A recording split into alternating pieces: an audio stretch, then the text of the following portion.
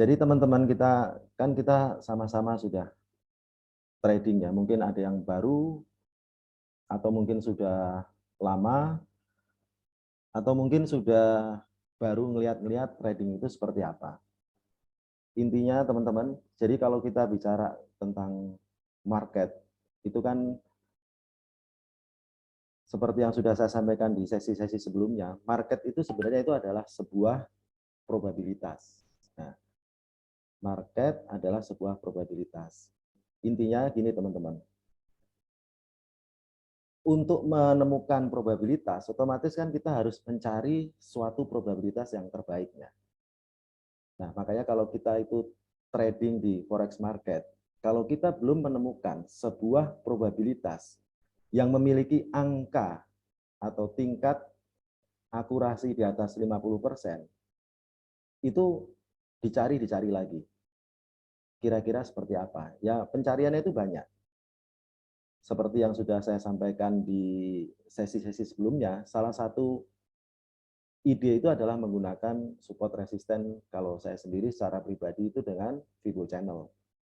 Nah, teman-teman banyak yang bertanya ke saya, kenapa kok saya pilih Fibo Channel? Jadi gini teman-teman, rekan trader. Metode apapun, kita mau pakai metode A, metode B, metode C, kalau saya bilang itu nggak ada yang jelek. Semuanya bagus. Semuanya bagus karena semuanya memiliki sebuah probabilitas. Dan kebetulan saya secara pribadi itu menggunakan Fibo Channel. Intinya seperti itu. Nah, karena market itu adalah sebuah probabilitas, makanya pada saat kita trading, kita harus tahu bahwasannya apabila kita salah, kita jangan ngotot. Intinya seperti itu. Karena apa? Karena fundamental dan teknikal itu adalah sebuah kemungkinan atau sebuah probabilitas. Saya seringkali melihat, bahkan saya sendiri secara pribadi, pada saat awal-awal trading di forex dan indeks pada saat itu senangnya ngotot. Dan bahkan broker yang kebetulan tempat saya bertrading, itu juga sama-sama ngotot. Kalau ngototnya saya secara pribadi, pengen uang saya yang minus jadi balik. Kalau kepentingannya si broker, pengen ada tambahan uang. Kan intinya kan sama-sama kepentingan gitu loh. Sehingga ya sudah kan jadinya saya nambah. Ngotot dalam artian begini. Mungkin sudah saya pernah cerita di sesi 1. Pada saat sebuah support, misalkan kalau kita lihat di layar ini tembus. Misalkan ini tembus ya. Tapi ngotot. Ngotot dalam artian apa? Pada saat misalkan support support ini tembus, nanti di bawah dihajar lagi seperti itu. Maksudnya dihajar lagi itu dibuy lagi. Jadi intinya itu nggak mau ngalah. Nah, kalau saya bilang untuk kita bisa mulai profit konsisten di trading forex, kita itu harus pegang teguh yang namanya falsafah trading. Kalau saya bilang itu falsafah trading. Kenapa saya bilang falsafah trading? Yang namanya falsafah kan harus ibaratnya nyawa pun kita pertaruhkan untuk mempertahankan falsafah itu gitu loh. Nah, salah satunya yang tadi yang pertama, menganggap bahwasannya market itu adalah sebuah probabilitas, itu merupakan falsafah. Falsafah yang harus kita pegang teguh. Pada saat salah, kita tahu bahwasannya ini adalah bagian dari resiko. Pada saat benar ya kita harus tahan sepanjang-panjangnya kan gitu. Kalau teman-teman lihat di layar itu kan saya sekarang itu posisinya lagi nge-hold profit. Nah, teman-teman tadi juga yang melihat posisi saya banyak bertanya, itu kan sudah lumayan katanya kan seperti itu. Itu sudah lumayan. Sudah mendapatkan sekian dolar, sekian puluh dolar. Tapi kembali lagi ke probabilitas. Kemarin ya, gold itu dalam kondisi seperti ini itu menembus terus. Jadi ibaratnya ini adalah rel kereta api ditembus terus, nggak ada henti-hentinya. Dan hari ini dibentuk lagi gambar seperti ini, probabilitasnya itu akan ngulangin kemarin. Dalam artian apa? Kalau misalkan ngulangin seperti kemarin dan dia tembus lagi, otomatis kan profit saya bukan 42, mungkin bisa 60, 70, 80, atau mungkin 100. Kan intinya seperti itu. Tapi saya di sini, itu untuk mendapatkan probabilitas itu, saya udah mengecilkan, sangat mengecilkan tingkatan resiko saya udah sangat kecilkan. Nah, ini ibaratnya saya menukar hanya sekian dolar itu dengan sejumlah uang puluhan atau mungkin ratusan dolar. Intinya seperti itu. Itu namanya probabilitas. Nah, falsafah yang harus kita pegang itu selain kita paham bahwasannya analisis teknikal dan analisis fundamental itu adalah probabilitas. Kita itu sebagai seorang trader itu kalau ingin profit konsisten, kita harus pahami yang namanya resiko. Nah, resiko itu nanti hubungannya dengan metode kita. Intinya gini teman-teman, tadi saya sudah cerita bahwasanya pada saat kita ingin trading, kalau kita ingin menjadi seorang trader yang profitable, kita harus menemukan suatu metode yang punya akurasi di atas 50%. Nah, pertanyaannya pada saat metode itu on, atau dalam artian metode on itu misalkan jika terjadi misalkan harga menyentuh ini, kita harus open dan kita nggak berpikir apapun, udah masa bodoh. Nah itu, kita harusnya seperti itu. Nah itu adalah pemikiran kita memahami risk. Nah kalau kita itu paham akan resiko, nantinya trading kita itu udah enak gitu loh. Misalkan ini, posisi saya ini. Saya sudah sadar betul bahwasannya posisi saya ini ada resiko.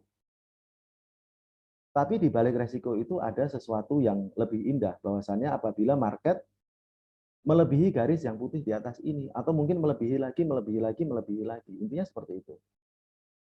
Nah, kalau kita sudah paham resiko, intinya kita tidak takut-takut lagi untuk entry market.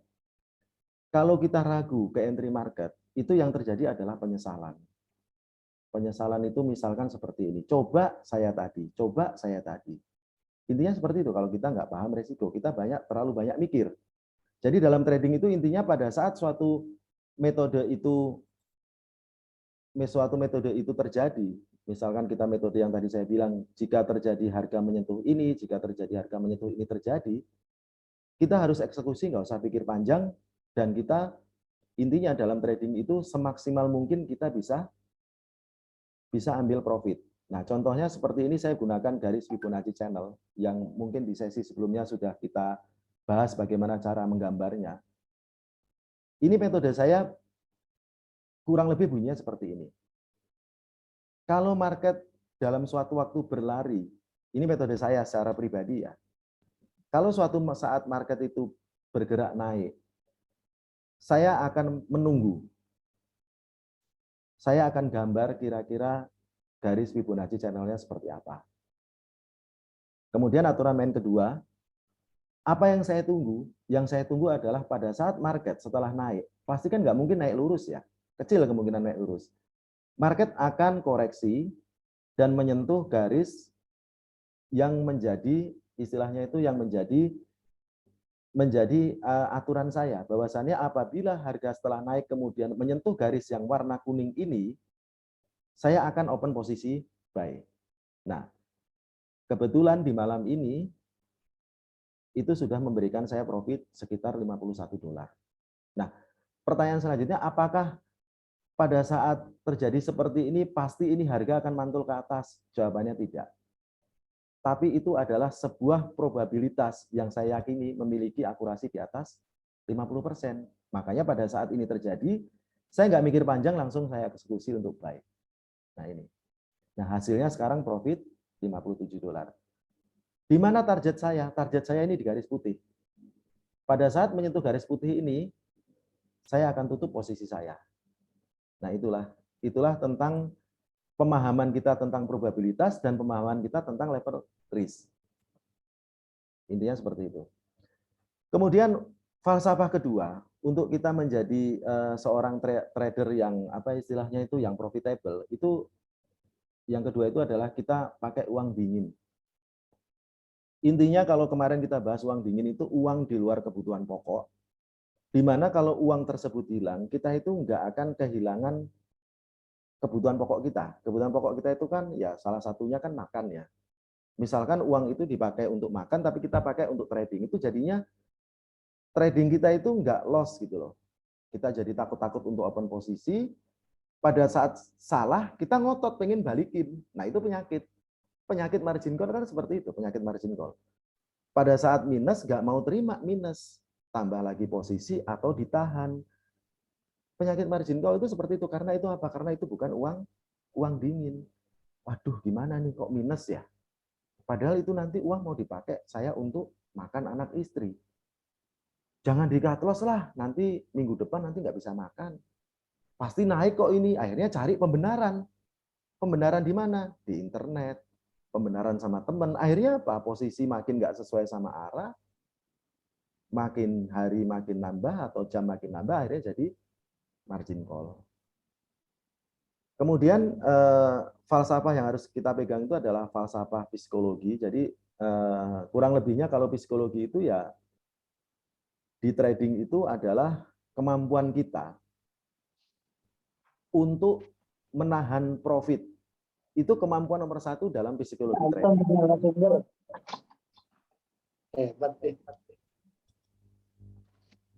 Jadi kemampuan kita yang ini, kemampuan kita yang paling tinggi di trading itu bukan nahan loss.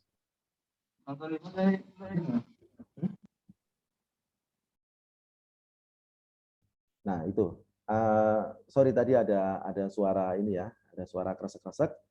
Jadi intinya gini, saya ulangi lagi ya. Falsafah trading yang harus kita kuasai kalau kita ingin menjadi seorang trader yang profitable itu kita harus kuat mental lah intinya. Psikologi itu adalah kekuatan mental kita. Tapi kekuatan mental kita itu bukan kekuatan kita itu nahan loss. Nah, kan lucu ya, intinya kan gini, kan kebanyakan istilahnya itu kebanyakan orang berpikir orang yang berani nahan loss itu adalah orang yang berani sekali, artinya dia itu sampai ratusan juta floating minus, dia berani. Tapi di trading itu adalah calon-calon penghuni neraka trading. Neraka trading itu apa ya? Itu margin call. Jadi psikologi yang paling tertinggi dalam kita trading itu adalah kita menanti. Menanti apa? Ini kalau kita lihat di layar ya, menanti pada saat sabar sekali menunggu market setelah naik itu menjemput garis saya yang kuning. Itu yang pertama. Yang kedua adalah kemampuan kita itu menahan profit, bukan nahan loss. Kalau nahan loss, 95% trader itu kuat. Tapi kalau bicara nahan profit, ini kan pada saat saya ngambil di sini kan harga sempat turun ya. Pasti jujur saya sendiri sudah trading di atas 10 tahun itu pasti ada degup jantung yang keras, daduk, waduh. Jangan-jangan ini. Tapi saya berusaha tahan. Nah, itulah mental-mental yang harus dikuasai trader gitu loh. Kenapa kita harus nahan profit sepanjang-panjangnya? Karena ya tadi kembali ke angka falsafah yang pertama bahwasannya analisis teknikal. Saya kan open ini dengan analisis teknikal. Analisis teknikal itu adalah probabilitas. Pada saat saya mendapatkan sebuah probabilitas, kalau misalkan saya hanya ngambil dikit, sementara probabilitas saya hanya 52%, 53%, nanti begitu dihitung jurnal bulanan, hasilnya akan negatif. Kan ketakutannya seperti itu.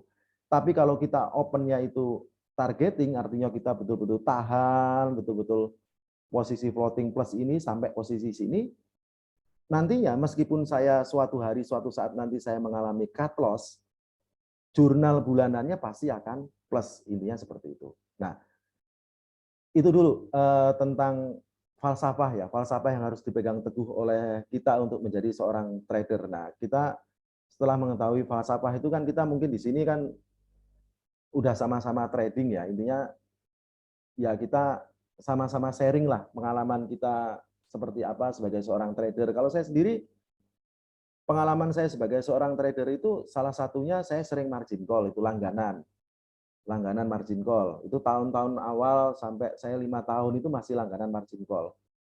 Itu salah satunya ya yang tadi saya ceritakan, penyebab-penyebabnya yang saya saya gunakan itu sebagai falsafah saya, gitu loh. Falsafah ini adalah sebuah probabilitas sehingga saya nggak ngotot. Itu membuat saya menjadi seorang trader yang profitable. Kemudian yang kedua, kita gunakan uang dingin, jangan uang yang kebutuhan pokok. Itu betul-betul membuat saya itu udah ikhlas gitu loh. Pada saat saya open, saya kena risk atau kena reward, itu saya udah ikhlaskan itu semua gitu loh. Yang ketiga adalah psikologi. Psikologi seperti ini, nahan. Berat nahan di sini. Suara kiri, suara kanan, bilang katanya nanti gol nggak akan kuat sampai ke atas lagi. Itu banyak sekali. Kalau saya tutup di sini, saya paling cuma dapat sekitar $10. Kan gitu, 10 sampai $20. Nah ini saya tahan terus, saya tahan terus. Karena apa? Saya yakin suatu saat saya akan menghadapi probabilitas di mana saya harus menerima kenyataan pahit, saya harus kena stop loss. Intinya seperti itu. Nah, oke, rekan trader. Saya kira cukup di situ ya tentang falsafah trading yang semuanya itu diramu betul-betul dari pengalaman saya secara pribadi sebagai seorang trader. Mungkin ada pertanyaan atau kita mau diskusi, seharusnya kita itu seperti apa sebagai seorang trader, mungkin dipandu Pak Bayu ya. Silakan Pak Bayu. Mangga, Pak Bayu. Baik, baik. Mungkin dari Bapak Ibu ada pertanyaan yang mau disampaikan ke Pak Anton? Saya boleh nanya nih Pak Bayu? Oke. Bapak, Pak Yoga ya? Iya. Oke, silakan Pak Yoga. Ini kan semenjak saya belajar lah, Mangga, ada juga suhu di dalam ini. Ya alhamdulillah saya udah ngerasain lah yang namanya profit konsisten tuh ya udah ngerasain gitu loh. Cuman cara ngendalin kita buat jangan biar nggak terlalu bablas itu gimana Pak Anton? Oke, Soalnya Andri makasih. sering ingetin juga itu. Jangan terlalu bablas mas, jangan bablas gitu. Oke Pak Andri. Pak Yoga. Pertanyaan, Pak Yoga, sorry, Pak Yoga. Pertanyaan Pak Yoga itu, waduh, saya pikir itu memang betul-betul ibaratnya ini adalah materi yang seharusnya saya bicarakan, tapi lupa saya sampaikan gitu loh. Ini padahal ini ruhnya Pak, ini penting sekali gitu loh. Jadi gini Pak, kalau saya Pak, secara pribadi itu saya menyenangi dengan deposit sama dengan risk. Nah, maksudnya seperti apa? Maksudnya gini Pak, pada saat kita punya uang dingin misalkan $1.000, kemudian kita cut loss-nya misalkan 5%, 2% aja Pak, 20 ya artinya ya. Itu $1.000 itu saya pisahkan, saya buka akun lagi yang isinya 20 Pak. Tujuannya apa? Saya isikan 20, itu kalau saya sendiri Pak ya, secara pribadi ya. Tujuannya apa? Supaya kita itu terbatas untuk emosi, terbatas untuk greedy. Karena gini Pak, pada saat 1.000 itu masuk ke akun trading kita dan kita trading, karena balance kita besar, otomatis kan kita berasa, ini kayaknya nih kalau saya buy lagi nih kayaknya dapat nih. Kan seperti itu Pak. Betul nggak? Kira-kira seperti itu. Kalau pengalaman saya secara pribadi ya.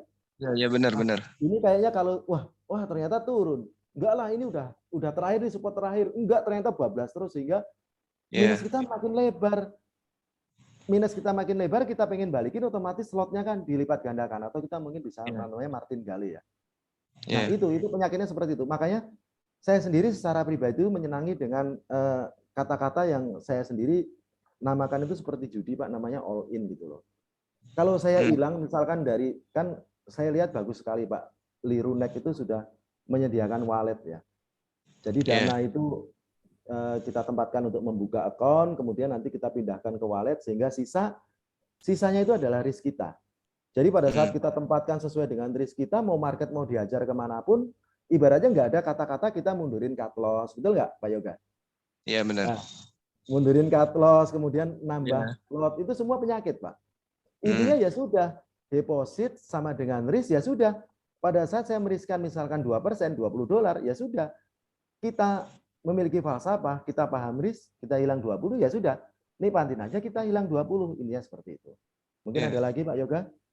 Berarti maksudnya tadi yang akun baru itu maksudnya gimana Pak Anton? Atau memiliki 2 akun atau bagaimana maksudnya tadi? Nggak mudeng saya. Beberapa broker ada yang menganut wallet ya, ada yang menganut wallet, ada yang nggak menganut wallet ya, Pak Yoga ya. Nah, jadi kalau kebetulan kan Lirunek kan ada wallet, makanya akun yang kita buka itu dananya saya kembalikan lagi ke wallet. Jadi saya sisakan sejumlah uang yang dipakai untuk trading gitu. Misalkan $20 atau $30 itu sebagai risk kita, sehingga kita nggak greedy. Intinya itu Pak Yoga, untuk ngindarin greedy. Risk sama dengan deposit. Intinya kita batasin diri kita untuk melakukan pergeseran cut loss, kita batasin diri kita untuk membuka lagi posisi, karena itu semua adalah penyakit.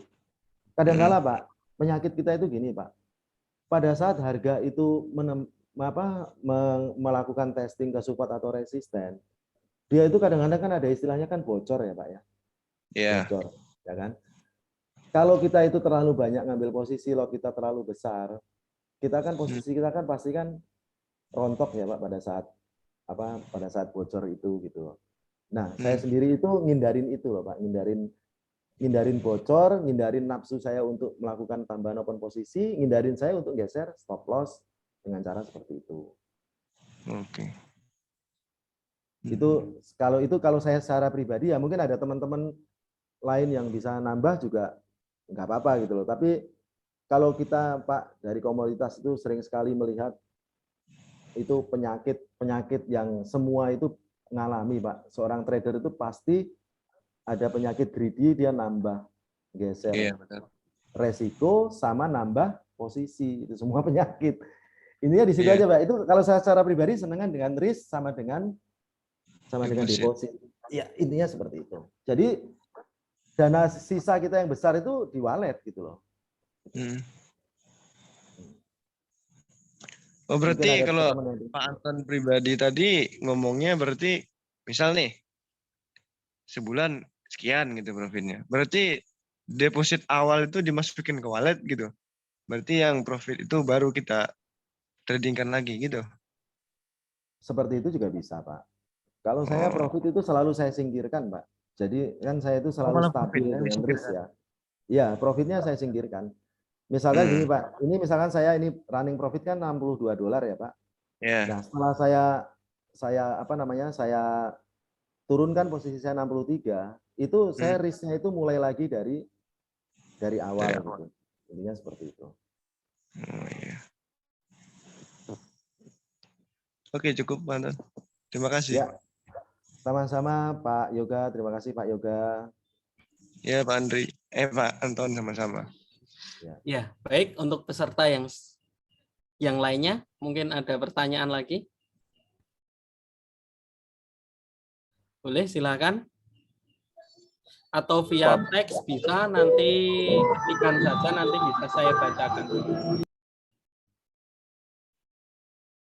Silakan kalau ada yang bertanya, tinggal di unmute aja ya. Di unmute. Mungkin ada beberapa yang di mute. Saya mau nanya Pak. Iya, saya mau nanya nih Pak. Kemarin saya lihat ada harga di EU atau di gold, saya lupa, dia melebihi garis atas kita gitu loh Pak. Kalau garis atasnya dari atas itu melebihi dari Fibo, apa kita nggak open posisi atau gimana Pak Anton? Garis yang paling atas itu loh. Di gold atau di EU, saya lupa. Ini EU Pak, ini saya buka, ini EU. Ini Fibo channelnya seperti ini nih. Ya, kemarin kan ada berita FOMC atau apa yang tanggal berapa? Desember. Itu harga gold gila-gilaan. Oh iya, FOMC waktu jam 2 malam ya Pak ya. Iya, ini dia. Harganya keluar daripada itu. Terus kita tarik garis lagi dong, Pak Anton. Betul, tarik garis lagi. Jadi intinya kan untuk kita ngambil Fibo channel itu kan prinsipnya sama, kita menggunakan Fibonacci retracement ya Pak. Artinya kita ambil swing high sama swing low-nya kan kita ambil. Kemudian ini kita ini seperti itu. Seperti ini kan Pak, ini kan saya ambil garis ini kan sebelum hari ini ya Pak. Ini saya gunakan pada hari ini. Iya. Nah, ini kan dia melakukan testing di sini, dia balik. Gitu. Kita tinggal nyocok-nyocokin sama tren besarnya. Pada saat tren besarnya besar, berarti pada saat buy kita tahan lama. Sama dengan posisi ini, Pak. Ini kan saya tarik garis Fibonacci ya, Pak. Ya, karena dia melakukan testing level dalam banget sampai sini, ya ini pasti saya tahan lama, Pak. Karena ini searah dengan trennya, kan gitu. Sampai maksimal di sini, Pak. Oh, dia arahnya udah mendekati stop loss Pak Anton tuh ya. Turunnya hampir ke bawah dia. Ini taking profitnya di sini, Pak. Kira-kira. Iya. Nanti paling kalau kena garis ini saya turunkan, Pak, secara manual, Pak. Nah. Oh gitu. Kalau pakai trailing stop boleh nggak, Pak? Boleh, Pak. Tapi gini, Pak, trailing stop itu memang bagus, Pak. Tapi saya lihat sekarang, Pak, kondisi pergerakan itu tiknya itu halus sekali, Pak. Kita misalkan trailing stop seperti apapun itu biasanya kesamber, Pak. Misalnya gini, Kesamber, Pak, kita ini buy di sini, udah nyampe di sini, Pak. Trailing Iya. kita kan mendekati, Pak. Pasti Iya. kesamber, Pak. Karena tiknya itu, ini lihat, Pak, Bapak kan naik turunnya ini kan ini ya, padat sekali ya. Ini kan tiknya ini, Pak. Ya. Betul. Kena itunya apa? Kena apa sih? Sumbu itu apa? Shadow ya. Shadownya Pak ya. Iya, ya karena dia naik turun pasti kesamber, Pak. Oke, Pak. Terima kasih Pak Anton. Ya, sama-sama Pak Andri. Ini untuk EU-nya seperti ini ya Pak Andri ya, penggambaran Fibonacci channel-nya ya. Pak Jadi Daniel itu Pak. Ini keluar, Pak Daniel, sorry. Iya. Pada saat ini keluar ya kita ambil ini titik ini sebagai swing low-nya. Ini swing high-nya di sini. Oh dia. Ada lagi teman-teman yang ingin ini kira-kira mau nanya, silakan. Ada lagi Pak Anton ini ya. Ada di kolom komentar dari Mbak Novidian.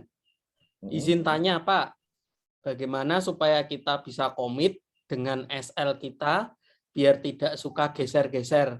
Sebagai pemula pasti selalu loss-nya di hold, ketika profit bawaannya mau di-cut profit saja. Nah ini Pak Anton. Silakan Pak Anton. Ya, terima kasih. Pertanyaan siapa Pak Bayu tadi Pak? Mbak Novidian. Oh Mbak Novidian, oke. Mbak Novidian. Jadi gini Mbak Novidian, kalau saya secara pribadi itu untuk menghindari geser-geser cut loss, untuk hindarin kita buka lagi posisi sehingga minus kita makin banyak.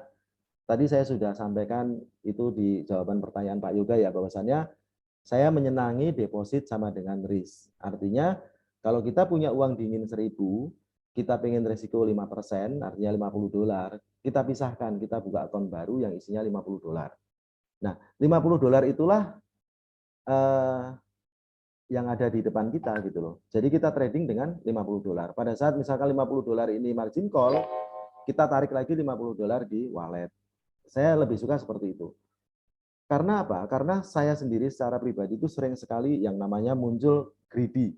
Greedy dalam artian gini, pada saat misalkan market saya buy dan arahnya nggak sesuai, market melorot ke bawah, karena saya memiliki margin yang besar, karena saya memang depositnya besar, nanti di bawah saya buy lagi. Sementara kita nggak ngerti ya, ternyata market pada saat itu berbalik arah. Dia turun lagi, saya buy lagi. Nah, lama-lama itu loss-nya makin besar dan kita akhirnya drop mental atau mungkin kita jadi margin call. Nah, saya ngindarin itu dengan cara deposit sama dengan risk. Saya gunakan cara seperti itu. Kemudian pertanyaan kedua tadi apa Pak Bayu? Lupa saya. Apa tadi ya? Yang kedua, sebagai pemula, pasti selalu loss-nya hold ketika profit, ya kan? Bawaannya mau di-cut profit saja. Jadi kayak kita ngambil dikit nih, cut, yang penting profit, cut, yang penting profit. Nah, seperti ya, itu. Istilahnya kayak kita waktu pertama trading ya Pak Bayu ya, wis Iya, lumayan betul. kan gitu kan. Wis lumayan daripada loss kan gitu. Nah, itu dulu pertama kali saya trading dengan Pak Bayu ya, sama-sama lah kita mulai trading itu bareng lah kurang lebih ya. Itu dulu ada istilah lumayan ya, lumayan. Jadi sampai ibaratnya kita sendiri sebagai seorang trader itu kadang kita buka yang di historical itu ya, kita itu bangga sekali dengan win rate 75%, 80% gitu. Intinya seperti itu. Nah, ternyata 75% yang salah, yang benar itu ternyata ngambilnya dikit-dikit gitu loh. Nah, pada saat kita menemukan 25% faktor kesalahan kita resikokan semuanya gitu loh. Nah, gini, kalau makanya saya bilang tadi itu falsafah ya, falsafah kita sebagai seorang trader itu adalah kita kuatkan mental, kita kuatkan psikologi. Intinya seperti itu. Dengan cara apa? Dengan cara kita merenung. Secara psikologi kita harus merenung dong. Merenungkan apa? Merenungkan falsafah pertama, bahwasannya analisis teknikal atau analisis fundamental tidak ada yang 100% benar. Itu hanya sebuah probabilitas. Nah, perenungan-perenungan itu kan membuat kita itu berpikir lagi. Kalau misalkan profit ini kita hanya ambil $1, sementara besok saya menemukan sebuah probabilitas saya harus terima salah, saya kan nggak mungkin bisa cut loss $1. Cut loss saya paling tidak adalah $20, $30. Nah, kita kan jadi berpikir lagi, kita harus berhitung secara statistik. Nah, berhitung secara statistik seperti apa? Pada saat kita benar, ya kita harus betul-betul tahan mental kita. Tahan mental kita apa? Kita ingat lagi falsafah pertama, ini probabilitas. Kalau benar saya ambil dikit kan saya rugi. Kan gitu. Kenapa saya benar ambil dikit saya rugi? Kan belum tentu besok momen seperti ini benar lagi. Kan gitu. Mungkin besok saya menemukan saya salah. Saya cuma ngambil di sini profit $5, saya bilang lumayan, tapi begitu cut loss terpaksa kita harus terima kenyataan kita hilang $20. Lama-lama kan enggak imbang gitu loh. Nah, itu kita harus Mbak Novi, kita harus ingat-ingat falsafah trading kita. Ini probabilitas. Nah, karena ini probabilitas kita harus main statistik. Pada saat kita main statistik ya terpaksa mau nggak mau, suka nggak suka, kita harus tahan mental. Nah, kalau saya sendiri tahan mental itu salah satunya ya ingat-ingat aja bahwasannya ya itu kembali lagi ke falsafah 1, falsafah 2, atau kalau mungkin kalau itu nggak bisa ya nggak usah lihat chart gitu loh. Dikasih SL, dikasih TP ya sudah, ke hit atau enggak gitu loh. Kena atau enggak. Kalau enggak kena ya saya cut loss, kalau kena ya saya profit. Kan intinya seperti itu. Sama ini. Pada saat market tadi saya sudah cerita ke Pak Yoga.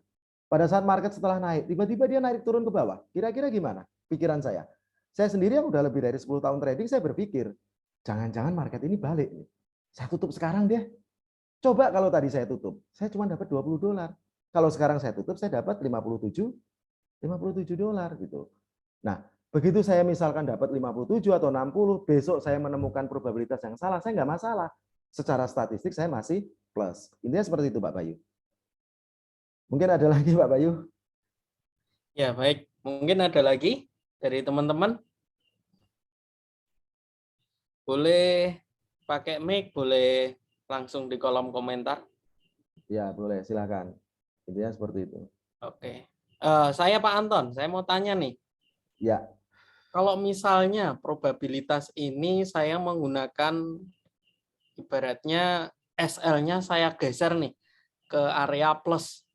Misalnya saya pengen mengamankan, oke lah, saya mau meresikokan, udahlah profit segini nggak apa-apa. Tapi kalau misalnya naik terus, ya udah unlimited gitu. Misalnya di titik itu support yang putih. Nah, di situ SL plus. Gimana? Nah, nggak apa-apa, Pak Bayu. Jadi gini, Pak Bayu. Kita kembali lagi renungkan tentang trading method kita. Jadi intinya gini, trading method kita pada saat mengeksekusi suatu momen atau kejadian, itu kita risknya berapa? Risknya taruhlah $20. Ya kita SL plus-nya itu minimal kita sudah mendapatkan $20. Nah, pada saat kita geser kan kita bisa berhitung di sini. Kira-kira kita SL plus berapa? Ini misalkan ini saya mengambil posisi di area ini. Resiko saya misalkan $10. Paling tidak ya minimal SL plus saya adalah $10. Nah, kita harus berhitung seperti itu.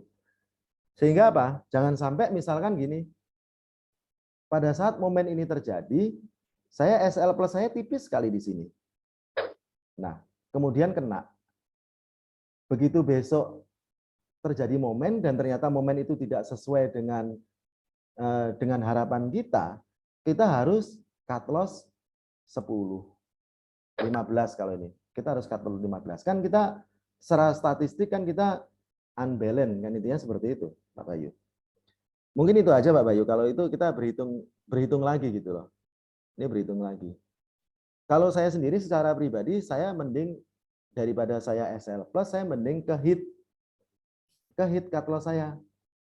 Kenapa? Karena seringkali market itu lucu gitu loh. Apa tiknya itu sangat padat sehingga dia mau naik nih, tapi dia kayak jemput dulu ke bawah gitu loh.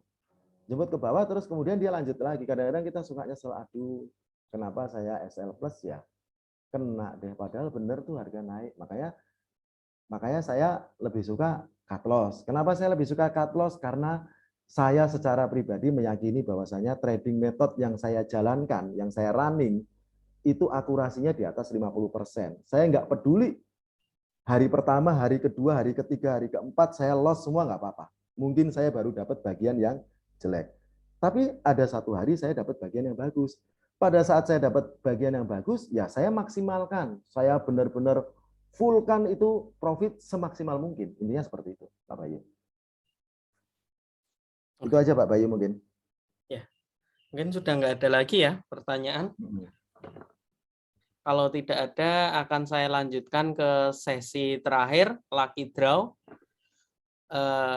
Kredit senilai $150 dari Lirunek yang nanti akan dibagi ke 3 orang yang beruntung. Sudah tidak ada lagi? Pak Anton, boleh saya pinjam screen-nya? Boleh Pak Bayu, sebentar saya jadikan sebagai host dulu. Nah, udah banyak sekali pesertanya, jadi kita agak ini. Silakan Pak Bayu.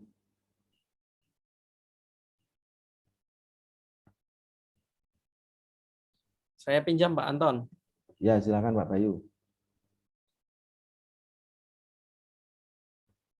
Nah, sekarang kita pada tahap lucky draw. Di sini pesertanya sedikit ya dibanding kemarin-kemarin. Langsung saja kita mulai untuk yang pertama. Pak Anton, mohon dibantu. Apakah ada yang belum masuk di sini? Saya Mas Bayu, saya belum. Oh ya. Siapa? Andri. Pak Andri langsung teriak. Nah, pengen dapat lagi draw ternyata Pak Andri. Mungkin nggak pengen Pak Andri. Oke, ada yang lain mungkin? Cukup ya? Pak Ustadz, Pak Mentor, terus Pak Bangun, Pak Yoga, Pak Dilan, Mbak Novi, Pak Adilian, Mbak Santi, Pak Daniel, Bang Agus, Andri. Oke, saya akan putar untuk yang pertama.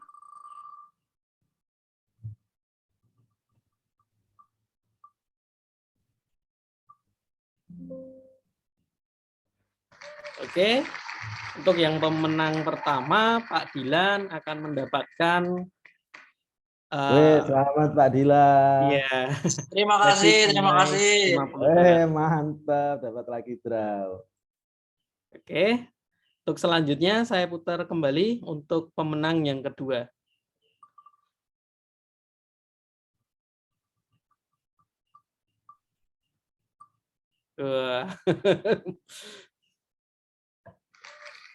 Yes, saya dapat.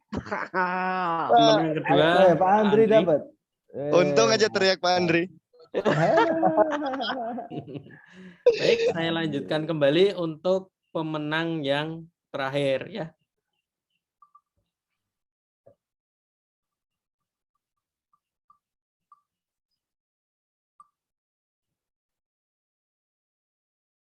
Ya. Wah, kekencengan itu. Dari tadi mau berhenti di Pak Yoga meleset terus itu. Iya.